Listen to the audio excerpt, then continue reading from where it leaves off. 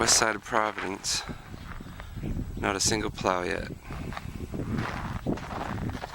If you don't have any food or you need to go to a shelter for heat, you can't get there.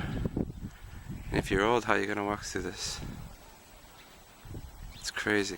It's crazy, right? Yeah, not one plow has come through since this whole storm. Some ruts packed down from four-wheel drives that can make it, after getting stuck and being pushed back and forth and back and forth. It's a bit of a snowpack, but if you don't have a truck, you won't get through here. There's a car up there trying to get out.